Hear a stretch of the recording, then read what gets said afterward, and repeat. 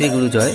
আপনারা দেখছেন 4 জুলাই 2025 শুক্রবার, নেতাজি সুভাষ রোড, বেহালা, কলকাতা 34।